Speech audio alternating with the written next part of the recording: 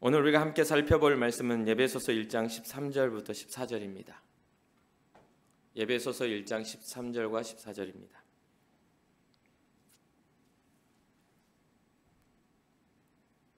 에베소서 1장 13절과 14절 한 목소리로 읽겠습니다. 그 안에서 너희도 진리의 말씀 곧 너희의 구원의 복음을 듣고 그 안에서 또한 믿어 약속의 성령으로 인치심을 받았으니 이는 우리 기업의 보증이 되사 그 얻으신 것을 속량하시고 그의 영광을 찬송하게 하려 하심이라. 아멘. 아멘. 우리 함께 고백합시다. 주님, 제가 여기에 있습니다. 아멘. 옆 사람도 축복합시다. 주님, 제 옆 사람도 여기 있습니다. 축복해 주세요. 여러분들이 옆에 축복하는 그 사람들은 한 주간 동안 믿음으로 살려고 몸부림친 사람들입니다. 그리고 여러 가지 유혹들을 이기고 주님의 전에 나와 예배하는 사람들이에요. 그러니까 복받을 충분한 자격이 있습니다. 여러분들의 축복을 통해서 하나님이 일하실 줄 믿습니다. 우리의 고백입니다. 우리는 예수님의 사람입니다. 우리는 예수님 안에서 살아갑니다. 우리의 삶에는 예수님의 흔적이 있습니다. 아멘. 아멘. 우리 믿음의 고백이 우리의 삶의 열매가 될 줄로 믿습니다. 팀 켈러 목사님의 예수를 만나다라는 글을 보면 이런 글이 기록되어 있습니다. 진정한 기독교는 결코 기독교가 우리의 삶에 적절하니까 믿으라 혹은 그게 당신의 마음에 드니까 믿으라고 말하지 않습니다. 기독교는 그 정도로 빠져나가게 놓아두지 않습니다. 기독교가 흥미진진하고 실용적이고 삶에 적절하다는 이유 때문에 믿지는 말라. 그것이 진리이기 때문에 믿으라. 만약 진리가 아니라면 결국에는 실용적이지도 않고 적절하지도 않을 테니까 말이다 라는 기록을 해놓았습니다. 최근에 이제 여러 기관들이 청년들이 교회를 떠나는 이유들에 대한 설문을 조사하고 그 원인을 파악하려고 듭니다. 그리고 계속해서 연구하고 다시 청년들이 교회로 돌아오기를 바라는 어떤 교회적 프로그램이나 여러 가지 노력을 해야 한다라는 목소리가 많이 이렇게 커지고 있죠. 특히 코로나로 인해서는 더 많이 청년들이 신앙에서 벗어나 세상 속에 또 삶 속에서 신앙 없는 삶을 살아가고 있기 때문에 그렇습니다. 제가 단상에 서서도 이런 이야기들을 자주로 여러분들에게 말씀드리고 계속해서 경계를 세우고 있는 것도 사실이죠. 교회를 떠나는 이유가 실용적이지 않아서일까요? 교회가 어떤 삶의 방향, 성공의 방향들을 제시해주지 않기 때문에 정말 그들이 떠나가게 되는 걸까요? 그러한 것들을 바라고 교회에 오는 것이 교회의 존재 목적이 올바른 건가요? 여러분 생각해 보시기 바라요. 여러분들에게도 미래에 대한 또 삶에 대한 염려와 근심이 있을 거예요. 직장에 대한 또 결혼하고 가정을 이루는 것에 대한 그런 염려들이 있을 거예요. 그럼 여러분들은 교회에 오셔서 청년부에 속해 있으니까 여러분들의 직장을 위한 상담을 받고자 하십니까? 여러분들이 좋은 이성 교제를 위해서 이 교회에 청년들이 모여 있으니까 이곳에 와서 좋은 남자와 좋은 자매, 형제와 자매를 만나기 위한 목적으로 교회에 나오고 계시는 겁니까? 그것이 충족되지 않기 때문에 교회를 떠나야만 하는 건가요? 분명히 이 자리에 나와 있는 여러분은 세상의 많은 유혹들을 물리치고 지금 진리 되신 예수 그리스도 앞에 나와 십자가 앞에 여러분 서 있는 줄 압니다. 그런데 우리의 생각과 우리의 삶은 계속해서 염려와 근심과 걱정, 때로는 가정적인 어떤 문제들, 또 개인적으로 겪는 고난들에 집중되어 있다 보니까 기도할 때마다, 바랄 때마다 초월적인 하나님의 역사와 능력들을 통해서 그 모든 문제들이 해결되기를 바라는 경향이 있습니다. 우리의 배고픔을 오병이어의 기적을 통해서 배부름으로 바꿔주시는 예수 그리스도를 기대하기도 합니다. 아무리 그물을 던져도 물고기가 잡히지 않는 나의 인생에 있어서 깊은 곳에 가서 던지라고 하시는 주님의 그런 만남이 있기를 바라는 마음으로 주님을 기대하기도 합니다. 그런데 그렇게 부르셨던 주님이 매번 베드로에게 깊은 곳에 가서 그물을 던져서 물고기를 많이 잡으라고 하셨습니까? 오병이어의 기적을 일으키신 주님이 매번 올 때마다 오병이어의 기적을 일으켜서 주님을 따라다니는 사람들은 배고픔이 전혀 없게 만드셨습니까? 아니, 주님을 따랐던 사람들이 모두가 병에 나음을 얻어서 그들의 삶은 병이 없이 점점점점 그렇게 살았더라. 예수를 만나서 그의 인생이 혁명적으로 바뀌어서 정말 하나도 아픈 거 없이 병 하나도 없이 살다가 그렇게 계속 살더라, 그런 이야기가 이어져 갑니까? 죽었다 살아난 나사로도 결국은 또 죽어야 되는 거 우리는 잘 알고 있잖아요.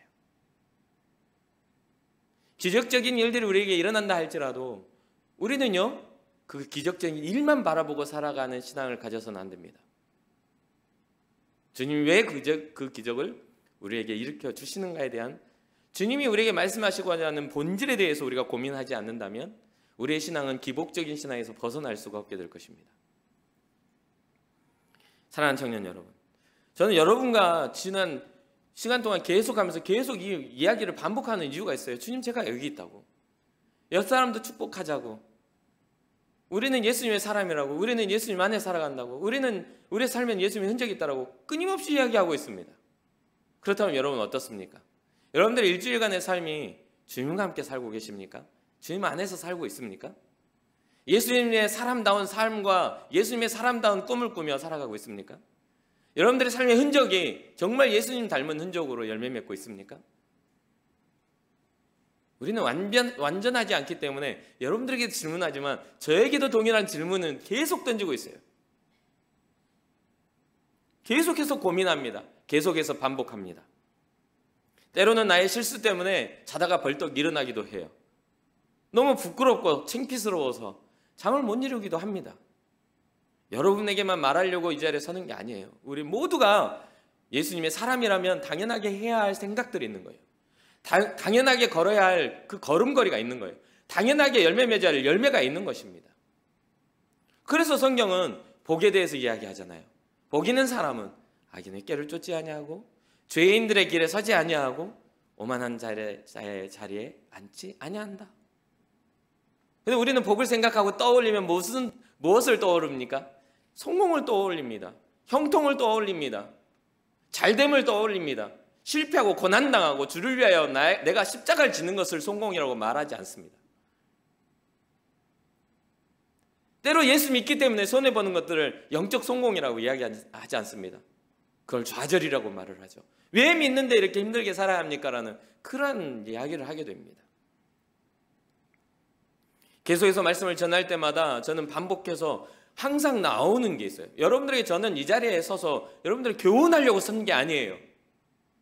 뭔가 삶의 방법, 좋은 방법들, 좋은 방향성을 가르쳐주기 위해서 교훈자로 선 게 아닙니다. 저는 복음의 선포자로 이 자리에 섰어요. 그렇기 때문에 항상 똑같은 결론이죠. 우리의 생명은 예수 그리스도라고. 우리의 삶의 방향은 주님을 향해서라고. 예수가 빠지는 복음은 복음이 아닙니다. 예수 그리스도의 희생과 십자가가 빠진 복음은 복음이 아니에요. 다시 오실 주님을 기대하지 않는 삶은 신앙자의 삶이 아니에요. 너무나 잘 알고 있는 내용이기 때문에 우리 너무나 흔하게 넘기잖아요. 그런데 너무 재미있는 건 뭐냐면요, 알고 있지만 그 아는 대로 열매 맺기가 쉽지 않다는 거죠. 알고는 있지만 그렇게 살아가기가 쉽지가 않아요. 진리를 깨닫고 살아가는데 그게 단 한 번으로 깨달음으로 그냥 진리 안에 거하고 살아갈 수 있으면 얼마나 좋겠습니까? 그러나 매사가 우리의 마음을 넘어뜨리고 우리의 신앙을 흔들리게 만드는 매사의 고난과 힘겨운 일들이, 우리에게 다가오는 모든 염려와 근심과 고통들이 우리가 본질을 향해 나아가는 그 발걸음을 자꾸 어그러뜨리게 만들고, 모든 염려를 주님께 맡게 하는 우리의 인생을 자꾸 염려 가운데 거하게 만드는 일들을 통해 우리는 굉장히 신앙적인 투쟁을 하고 살아가야 돼요. 신앙적인 투쟁을. 그래서 예전에 우리 이제 어린 친구들은 경험을 못 해봤을 수도 있어요. 예전에 조현철 목사님이라는 분이 소아마비로 이렇게 온몸이 뒤틀리면서 이렇게 하시는 그 목사님을 우리 교회 청년부가 초대해서, 그때는 이제 미국에서 목회를 하셨던 분인데 한국에 귀국한 때에 오셔서 그분이 설교를 한번 한 적이 있어요.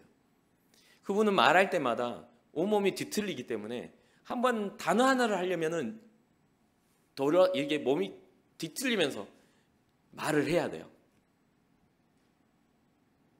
그리고 설교를 한 편을 한 번을 하려면 그것을 얼마나 애를 쓰고 몸부림을 쳐야 되는지 온몸에 땀이 진짜 설교가 끝나고 온 와이셔츠와 몸에 땀으로 젖어 있을 만큼 몸부림을 쳐야 돼요.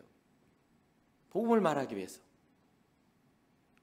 근데 그분을 제가 SNS를 제가 잘 안 하지만 그분을 SNS로 만나가지고 그분의 설교를 듣고 그분의 생각들을 들으면서 그분이 쓴 글들을 보면서 얼마나 반했는지 몰라요. 그중 하나가 뭐냐면 그분이 한 말이 있어요. 신앙을 지킨다는 것은 몸부림치는 것이다라고. 매일 자기에게 일어난 그 어떤 불공평함, 건강하지 못한 몸 안에서 정말 주의 이름을 건강하게 부르짖기 위해서 그는 얼마나 애쓰고 몸부림치는지 모르는 거예요. 자기에게 일어난 고통을 매일 밤마다 몸에서 일어나는 고통들을 참으면서 건강한 하나님을 향한 건강한 고백을 하기 위해서 얼마나 몸부림치는 삶을 살았는지 모른다는 거죠. 그래서 신앙이란 주님을 향하여 몸부림치는 것이다라고 그렇게 표현을 했어요. 우리는 작은 아픔에 굉장히 취약합니다. 취약한 세대에 살고 있어요. 그런데 우리는 주의 깊게 봐야 돼요.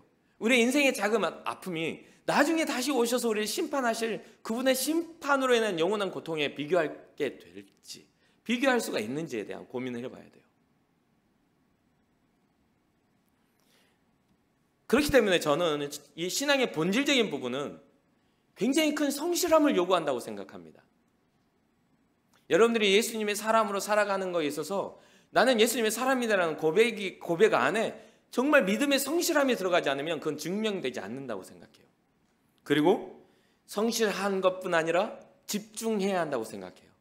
주님이 우리에게 어떠한 말씀을 하고 계시는지, 주님이 우리에게 어떠한 꿈을 꾸고 계시는지를 집중하지 않으면 우리는 망각할 수밖에 없잖아요. 쉽게 잊어버릴 수밖에 없는 존재잖아요. 쉽게 빼앗길 수밖에 없는 연약한 존재잖아요. 작은 감정의 소용돌이도 우리 스스로가 이겨낼 수 없는 연약한 존재지 않습니까? 그렇기 때문에 우리는 정말 신앙의 성실함과 주의 말씀에 집중을 가지고 우리의 신앙을 몸부림치며 지켜내야 할 사명이 있는 겁니다. 그래서 이 신앙의 가치에 대해서 저는 계속해서 집중하고 반복하고 또 되새겨야 된다고 생각을 해요.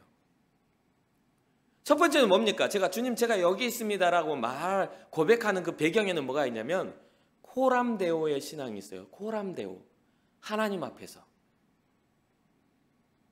코람데오의 뜻은 하나님 앞에서라는 신전, 면전의식이에요.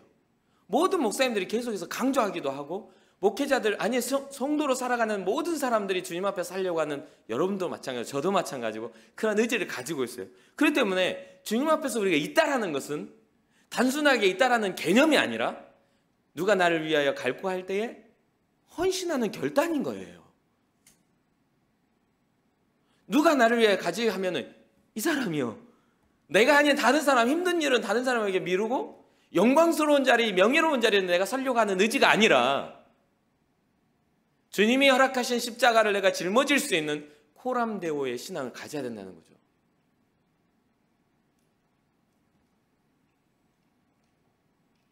두 번째는 무엇입니까? 옆 사람에 대한 축복을 하자고 계속 하잖아요.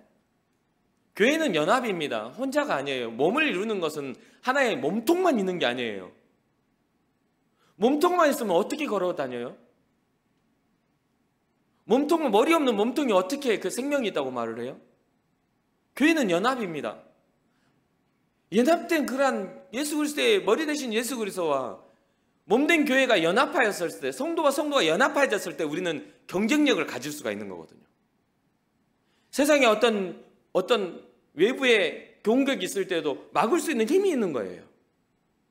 근데 우리는 각자의 그런 모습을 갖고 있다 보니까 내구력이 없어. 작은 것에도 자기 아픔에 집중되지 어떤 다른 사람의 아픔이나 다른 사람의 삶에 대해서 관심이 없기 때문에 크게 연합적인 어떤 내구력이 없는 거예요. 그러니까 오늘날 교회가 무너지는 이유 중 하나가 연합되어지지 않았기 때문이라고 생각합니다. 1년이 지나고 2년이 지나고 3년이 지나고 4년이 지나고, 아니 어렸을 때부터 이 교회를 다니고 있으면서도 서로 모르고 아는 사람만 알고 있다는 건 슬픈 일이죠. 아니 누군가 와서 손을 내밀었을 때 아, 왜 나한테 손을 내밀지? 이런 생각이 드는 신앙 공동체가 있다면, 지체가 있다면 여러분 회개하셔야 돼요. 주님의 십자가는 관심이거든요. 우리를 향한 사랑이고 관심이에요. 내가 너희를 사랑해서 너의 죄를 해결하기 위해 내가 십자가를 졌어라고. 주님의 사랑은 관심이에요. 그런데 우리는 그 사랑을 받고서도 누군가에게 관심을 주지 않는다고요? 개인주의가 당연한 시대에 살고 있기 때문에 당연하다고요? 점점 우리는 약해질 수밖에 없을 것입니다. 점점 약해질 거예요.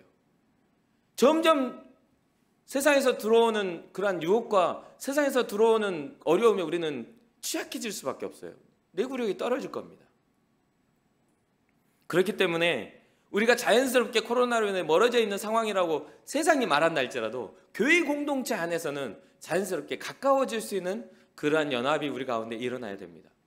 그래서 여러분들 마음의 빗장을 열고 남을 축복해 주시기 바라요. 그 사람도 여러분들을 위해서 마음의 빗장을 열고 축복할 때에 연합된 교회의 건강함을 회복할 수 있다는 것을 잊지 말아야 돼요. 그랬을 때 서로가 뭔가 문제를 맞들 수 있는 그런 어떤 공동체 힘이 발휘된다는 걸 잊지 말아야 돼요. 세 번째는 무엇입니까? 바로 예수님의 사람다운 삶의 부분입니다. 예수님의 사람다운 삶의 부분. 우리가 계속 강조하고 있는 것, 제가 강조하고 있는 건 예수님의 사람이 예수님 안에서 살아가면서 예수 그리스도의 흔적을 남긴다. 이거는 어찌 보면 서로 다른 주제인 것 같지만 연결될 수밖에 없는 거예요. 예수의 사람이 돼야만 예수님 안에서 살아가겠죠. 예수님 안에서 살아가야만 우리의 삶이 예수님의 흔적을 남길 수가 있겠죠. 연결되어 있어요. 예수의 사람이라는 것은 좀 더 단순하게 해석을 해봅시다. 뭐냐면 오늘 본문에 이렇게 이야기하잖아요. 그 안에서 너희도 진리의 말씀 곧 너희의 구원의 복음을 듣고 그 안에서 또한 믿어라고 하잖아요. 예수 그리스도 안에서 진리의 말씀 곧 구원의 복음을 들어서 너희가 믿은 거 아니냐.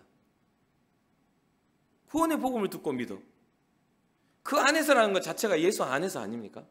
여러분들의 믿음의 이유가 예수 안에서 아닙니까?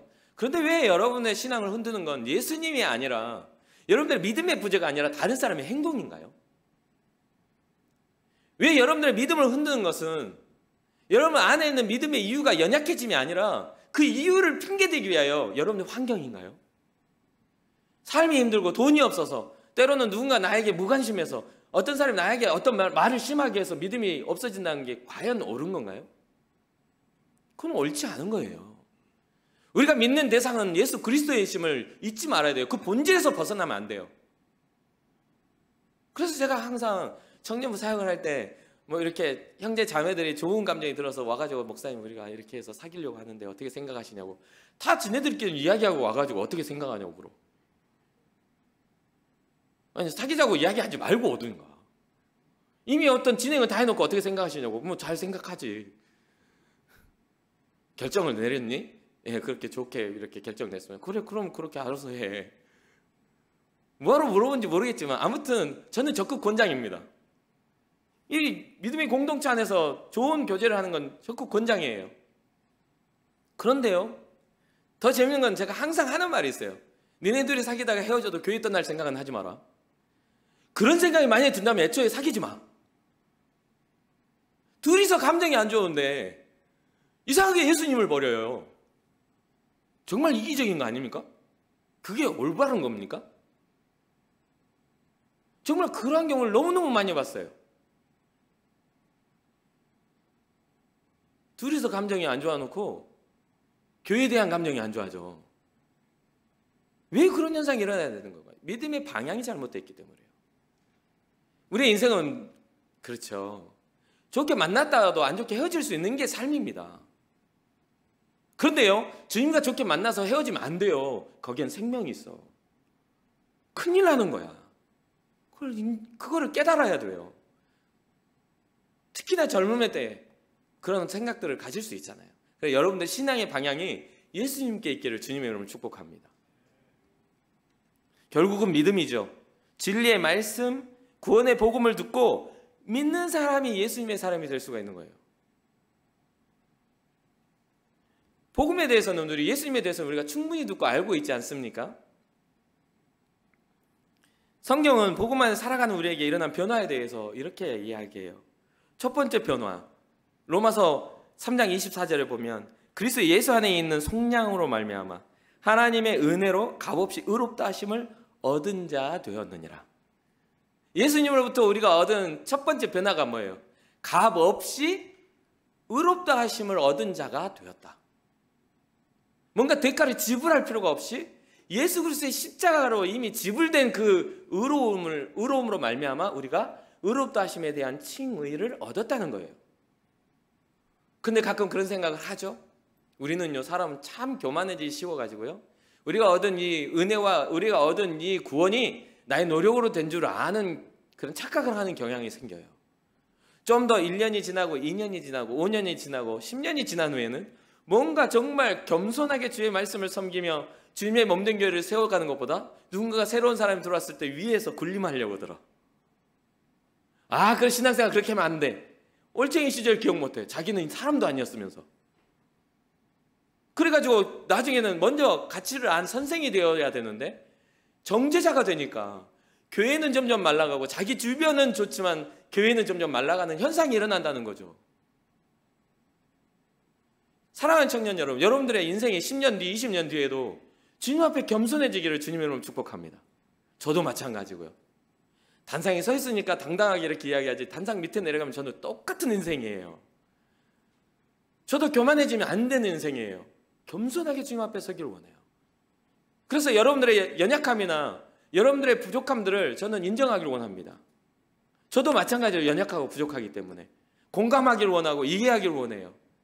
여러분들의 실패를 보면 같이 울어주기를 원하고 여러분들의 성공을 보면 같이 웃어주기를 원해요. 그게 바로 하나님이 주신 사명이라고 생각합니다. 우리는 값없이 의롭다 여김을 얻게 된 사람이니까. 우리는 값을 지불한 사람들이 아니니까. 그래서 여러분, 혹시나 여러분들의 신앙에 있어서 좀 부족해서 여러분 스스로가 실망할 때도 있지 않아요?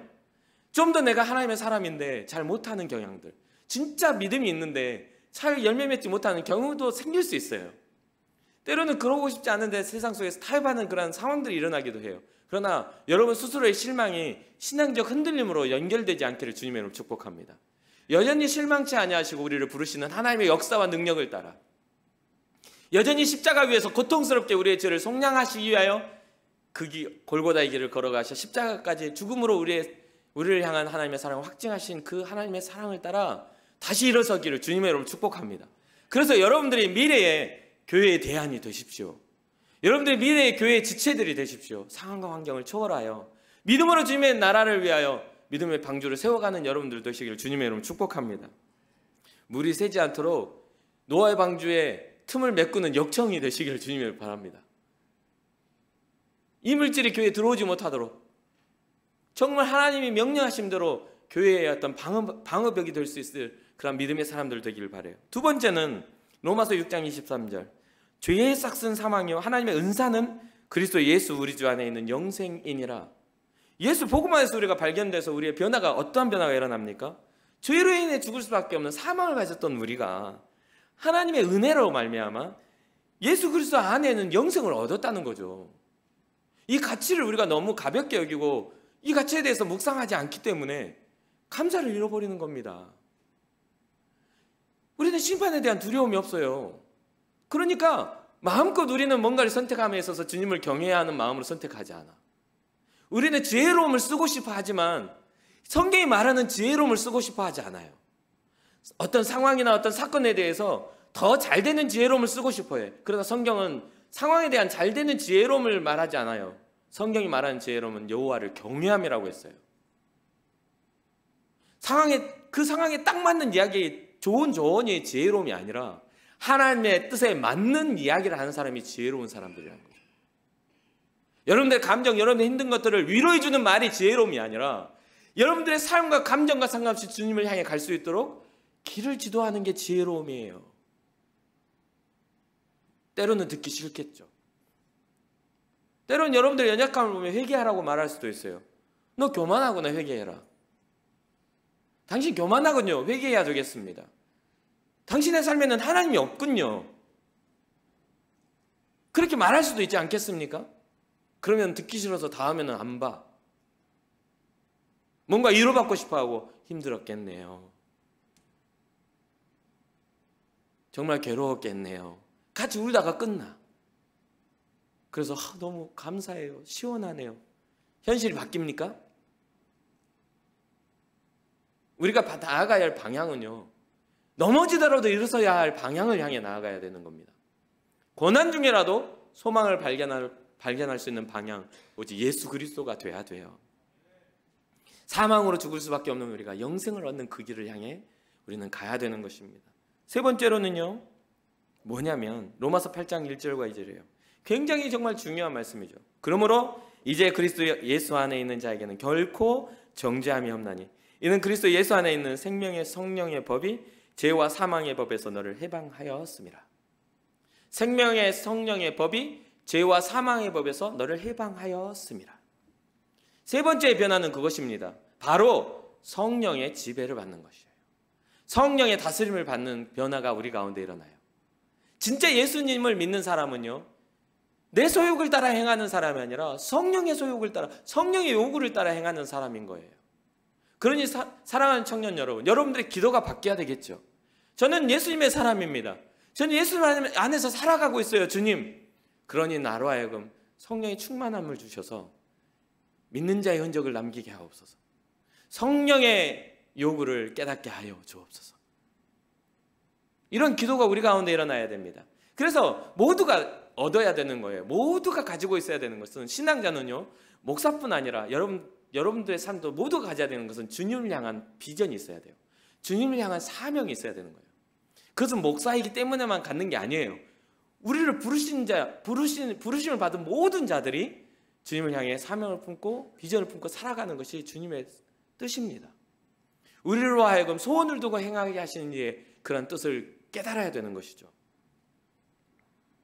생명의 성령의 법을 통하여 그 다스림을 받는 삶을 살아갈 때 우리의 삶은 당연하게 열매 맺는 삶을 살 수밖에 없죠. 예수 안에서 발견될 수밖에 없어요. 이러한 제사함의 은혜는 믿는 우리에게 영원한 생명을 약속한다는 것을 꼭 기억하시기 바랍니다. 진리의 말씀, 구원의 복음, 예수 그리스도 안에서 발견되는 것을 꼭 기억하시기 바라요. 성경은 예수 안에서 진정한 삶을 발견한다고 또 말씀하시죠. 고린도전서 15장 22절입니다. 아담 안에서 모든 사람이 죽은 것 같이 그리스도 안에서 모든 사람이 삶을 얻으리라. 여러분, 삶의 의미를 발견하는 것은 어디서 발견돼야 돼요? 아담 안에서는 죽음의 의미를 발견해요.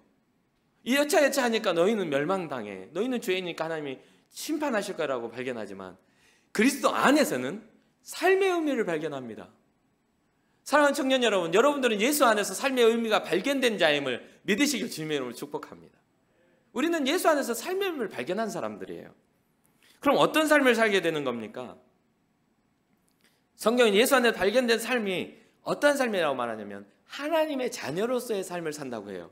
정말 이건 굉장히 정말 감격스러운 말이 아닐 수가 없어요.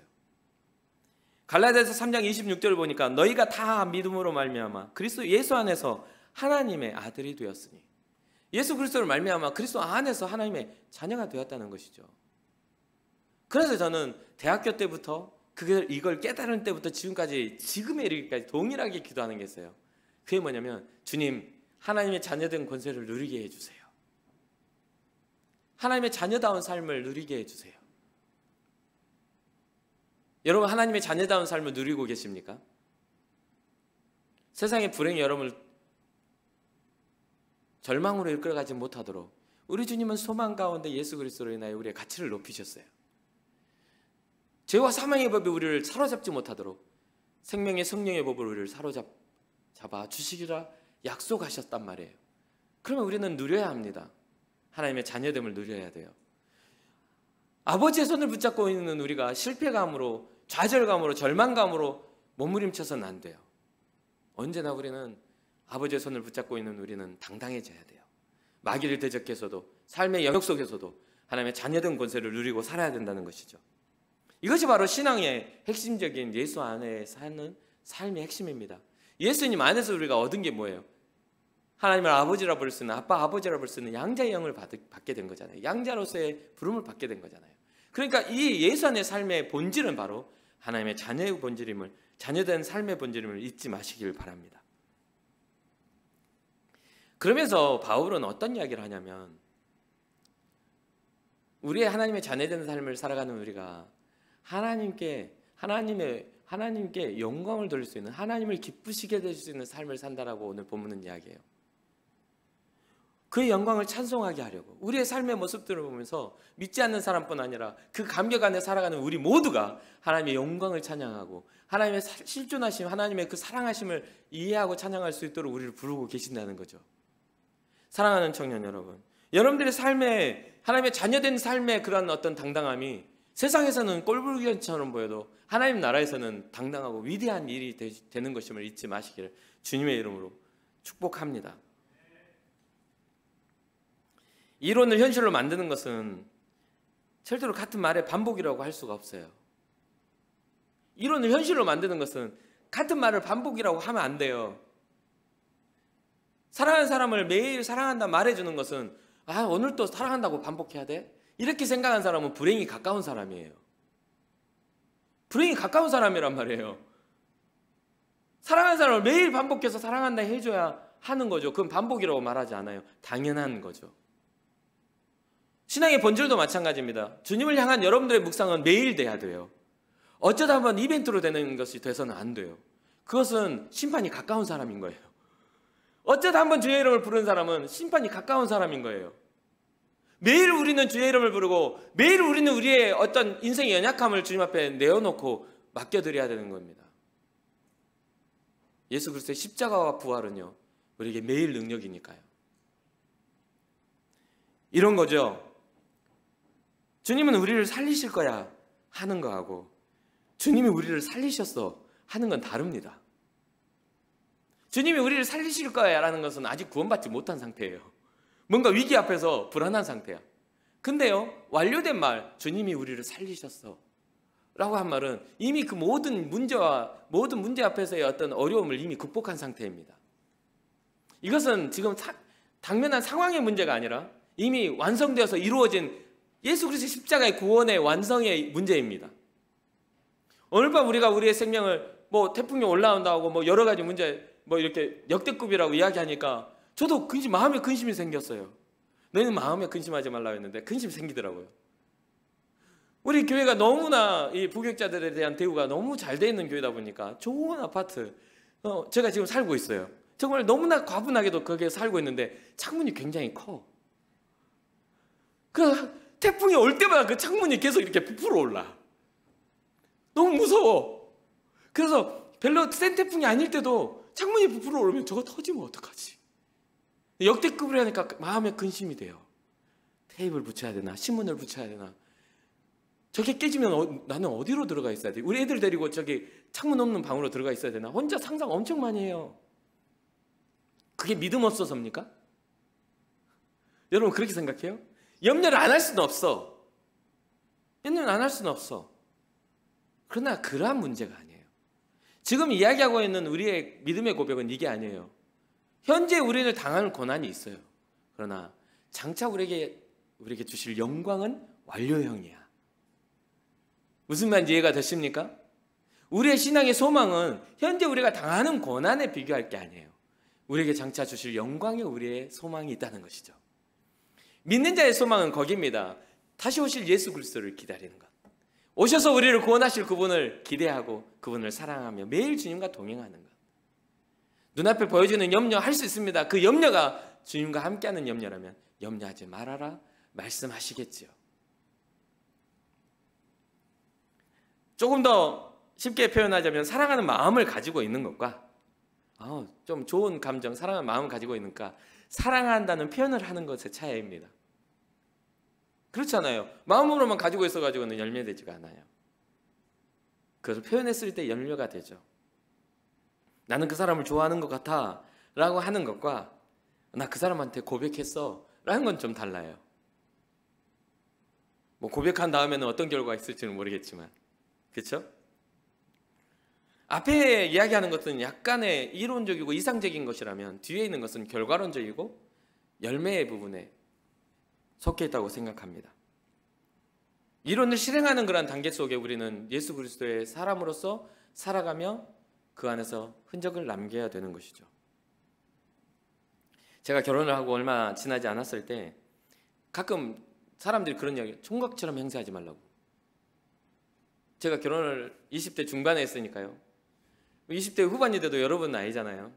그러니까 총각이죠. 결혼 안 했으면. 그냥 그런 데다가 또 결혼 안 한 사람처럼 보였나 봐요, 제가.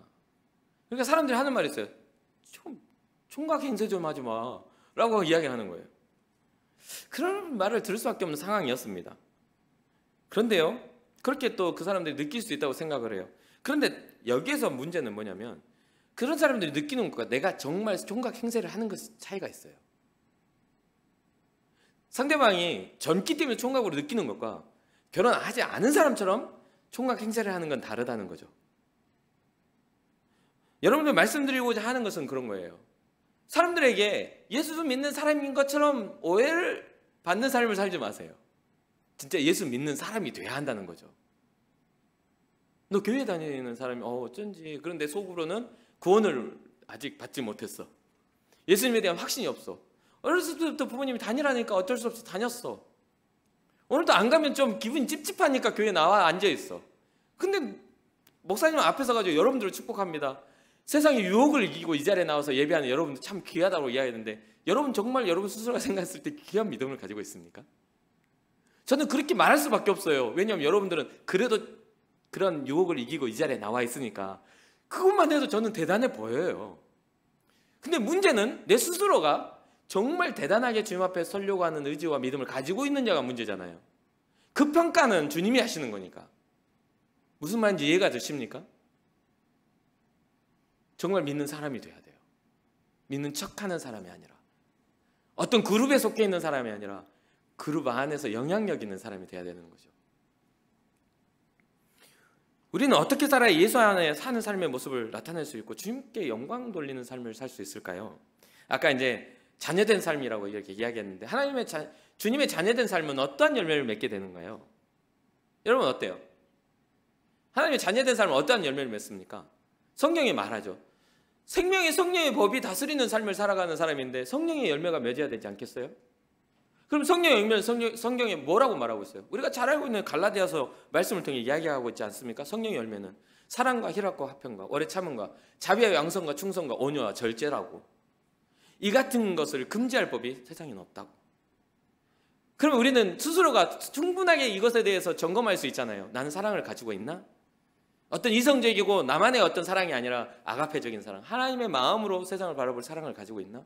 나는 기쁨을 가지고 있나? 내가 이 자리에 나와 예배함이, 주님 앞에 예배함이 기쁨이 있는 건가? 아니면 마지막부터 앉아가지고 예배 끝나자마자 엉덩이 들썩거리며 빨리 가야지, 기도하자고 하는 게 왜 자꾸 기도를 길게, 이런 마음을 가지고 있지는 않습니까?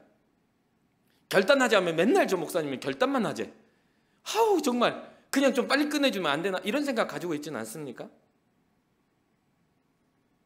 어떤 열매들이 있어야 돼요. 기쁨의 열매가, 감격의 열매가. 주님 나를 사랑하셨군요. 여러분들 삶에 화평이 일어나야 돼요. 예수 믿는 자의 화평을 가지고 있어야 돼요. 여러분 삶에 예수 믿는 자의 오래 참음이 있어야 돼요. 인내가 있어야 돼요. 예수 믿는다고 손가락 쳤을 때 같이 머리끄댕이 굽고 같이 욕하며 싸우면 안 돼요. 주님이 우리에게 가르쳐 주신 게 그게 아니에요. 자비해야 하고 정말 착한 양선, 착한 삶을, 선한 삶을 살아야 돼요. 어디를 가든 충성된 모습을 보여야 하고, 여러분의 삶은 온유해져야 합니다. 주님 닮은 온유함을 닮아야 돼요. 그리고 여러분들 그 모든 것들을 컨트롤할 수 있는 절제가 있어야 되는 것이죠. 그게 맺어지지 않고 있다면 우리는 구해야 돼요. 주님, 나는 하나님의 자녀로서 진정한 사랑을 가지고 있는지, 하나님의 자녀로서 진정한 기쁨 가운데 거하고 있는지, 혹시나 내 마음에 기쁨이 없다면 주님 내게 기쁨을 허락해 주세요. 그게 성령의 열매니까, 그게 성령이 다스리는 증거니까. 그래서 데살로니가전서 5장 16절부터 18절 우리가 잘 아는 말씀이에요. 항상 기뻐하라, 쉬지 말고 기도하라, 범사에 감사하라. 이것이 그리스도 예수 안에서 너희를 향하신 하나님의 뜻이니라. 우리는 기뻐해야 합니다. 그 기뻐하기 위하여 우리는 항상 기도해야 합니다. 우리가 그 평안한 기도를 위해서 우리는 범사에 감사할 줄 알아야 돼요. 불평거리를 찾는 것이 아니라 감사의 거리를 찾아야 돼요. 기쁨이 없는 자리에는 슬픔이 찾아오고요. 감사가 없는 자리에는 불평이 찾아오고요. 그렇죠? 사랑이 없는 자리에는 미움이 찾아오겠죠. 공허함이 찾아오겠죠. 반대적이고 파괴적인 것들이 자리를 잡게 될 것입니다. 사랑하는 청년 여러분, 여러분들의 삶을 하나님이 축복하시는 그런 좋은 의미와 좋은 행복한 감정들이 여러분들의 삶 속에 가득하기를 주님의 이름으로 축복합니다. 우리가 가진 어떤 모습이 하나님의 영광을 나타내는 삶이 될 수 있을까 깊이 고민해 보는 삶이 되기를 소망합니다. 예수님의 사람들은 좋은 것을 생각할 때 예수님을 통해서 생각할 때 좋은 것이 될 수 있다는 것을 기억하십시오.